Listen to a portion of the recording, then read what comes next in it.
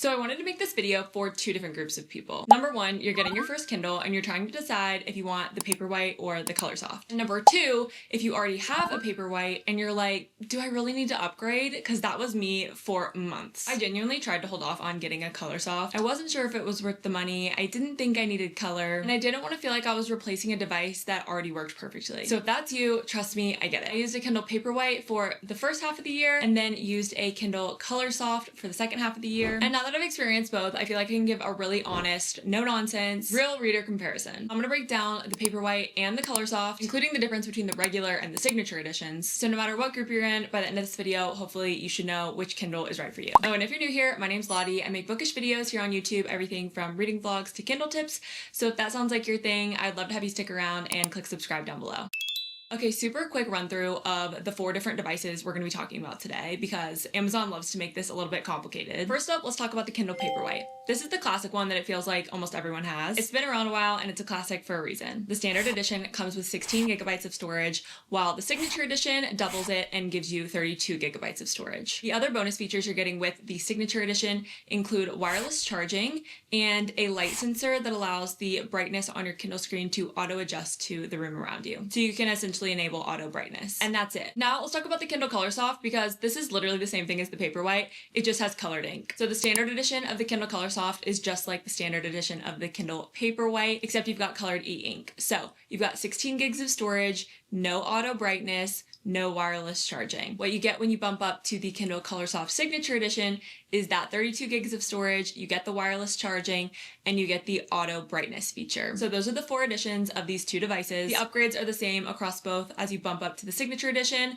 and with the colorsoft line, you've got the addition of color as well. While we're here, I'll say the signature editions are a nice to have, but definitely not a must have. The metallic finish is nothing to write home about, and most users love having a case on anyways. And the 16 gigs is more than enough storage for the average reader. The only reason you might need the 32 gigs is if you like to sync your Audible audiobooks to your Kindle, attach your Bluetooth headphones to your Kindle, and use that device to listen to the Audible books. But I don't think many people do that. I listen to all my audiobooks on my phone, and I think most people do too. So I only store actual ebooks on my Kindle. And if that's you, you definitely don't need more than 16 gigabytes. If you're trying to save money, you'll be totally fine with the standard versions. Auto brightness is really the only reason to upgrade in my opinion, and it's really not that big of a deal.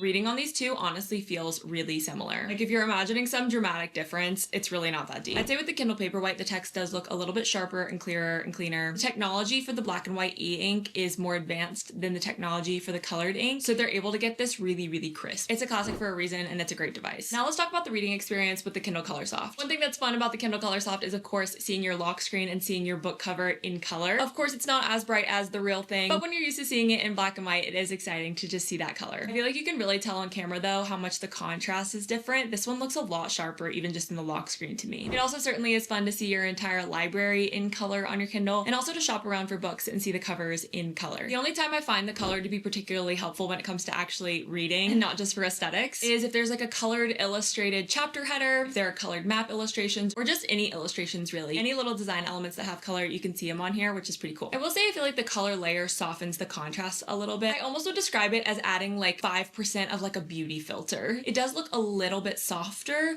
but not blurry by any means. I still think everything is extremely legible. I'm pretty picky about it. The difference is pretty marginal. Considering the performance of the paperwhite and the colorsoft, I think the color layer on the colorsoft makes page refreshes just a hair slower, but you really don't notice it after like a day. I'd say the paperwhite's battery does last a little bit longer than the colorsoft. Amazon even acknowledges this. They say that the Kindle colorsoft can last up to 8 weeks, while the paperwhite's battery can last up to 12. I think the question that matters most when talking about performance is battery, and paperwhite definitely wins when it comes to the battery.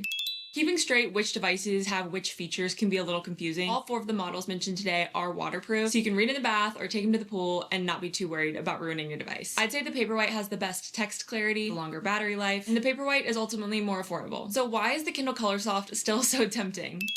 Let's talk final verdict. Choose the paperwhite if you want the sharpest text, the longest battery life, and the best value. Choose the Kindle colorsoft if your Kindle being cute matters to you. No shame in that. If you like seeing book covers in color and want to highlight using colored highlights, if you read a lot of books with colored illustrations like graphic novels, or if you just think the color will spark more joy for you when picking up your device. Personally, the colorsoft does give me a little bit of dopamine. I love seeing the color, but it's not worth the price increase to a lot of people, and I would totally understand that. You already have a paperwhite. Should you upgrade to the colorsoft? My short answer is no. Save your your money. Spend it on other things that bring you joy. You really don't need the ColorSoft. The Paperwhite is seriously amazing. But I also think it's fair if this question is in your head every time the Kindles go on sale, because the colored book covers and the colored ink does make your Kindle feel a little bit more like a fun accessory, and seeing things in color is really nice. I mean, I think upgrading here could be worth it if seeing colored covers or having a prettier lock screen genuinely makes you excited to read. If you're someone who reads every day, those small joys do matter. But you also could take the money you'd spend on a Kindle ColorSoft and put that towards other small joys. It just depends on how you want to prioritize things and what your budget is. If I had to choose, I'd pick the Kindle Paperwhite. I think it's the best value. But if you love your Kindle, you read every day, and the idea of having a colored Kindle is living in your head rent-free, maybe you should go with this one. That's everything I have for this Paperwhite versus ColorSoft video. I hope that it was helpful. If you guys have any other questions for me about the Paperwhite versus the ColorSoft or my experience,